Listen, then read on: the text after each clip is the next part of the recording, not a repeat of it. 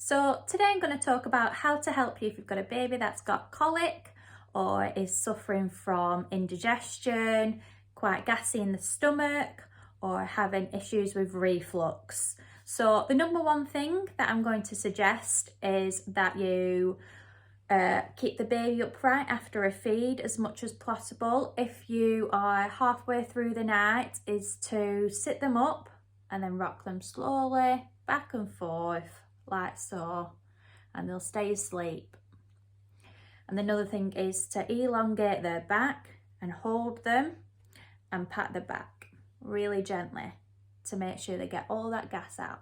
So try and keep them up for about half an hour to an hour, especially if they've got reflux, the longer the better. And try and keep them asleep if you can, and just be gentle with these exercises. Another thing is that you can do whilst they're awake is number 2, is to make sure that they get lots of tummy time. So lying the baby flat on the belly, make sure the hands are upright. It'll also strengthen the neck. It's ready for when they're learning to roll over. Number 3 is to have a baby carrier. So that's when you strap the baby on and you buckle in and you keep them in on your chest. So if you've fed your baby and they need to get on some jobs in your house, whatever you might need to do, then you can do some washing up or anything. So it's really helpful to have a baby carrier if you are able to get one. Number 4, it's suggested to try Infacol or gripe water. So if you need to, and you need to try something like this medicine, then it's best to talk to your pharmacist and they'll suggest something like that for you over the counter for your baby. Number 5 is baths. So that will help your baby's belly and keep it warm around the stomach.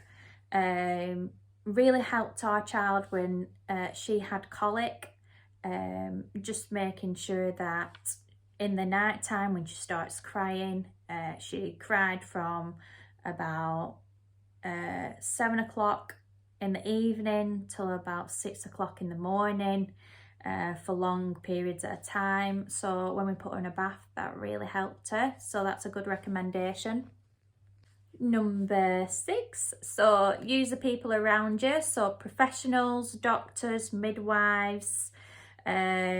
We have a local health visiting team that will help you. So ring them up at any point and ask for advice, or book yourself in for a doctor if you feel like things are getting quite severe.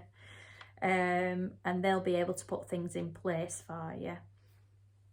Number 7, so if you do have a young baby that has got quite bad colic where they're crying for long periods of time like we had, then a suggestion would be that if you're not getting any sleep at all because you're having to keep your baby upright as much as you can, is to put a shift pattern in.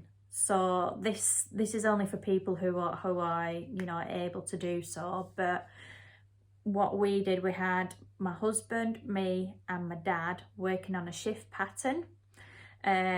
So my husband will get home and he'd do a shift pattern from 7 till 1.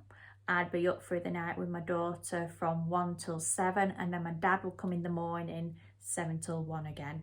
So we did that for at least 2 months to make sure that we're not too exhausted to look after her, because it is very exhausting, and making sure that we all got to sleep and able to work around it, because it is really, really tough.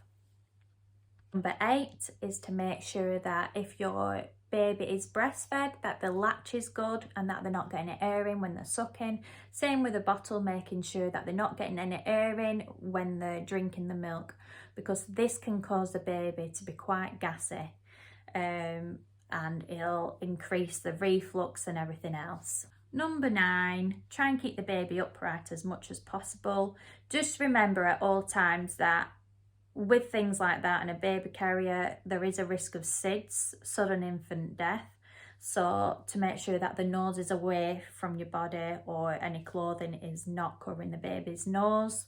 And likewise, if your baby is upright in a car seat or anything like that, not to keep them They're too long because this is another risk of SIDS, because it can cut the airways off with the angle that they're at.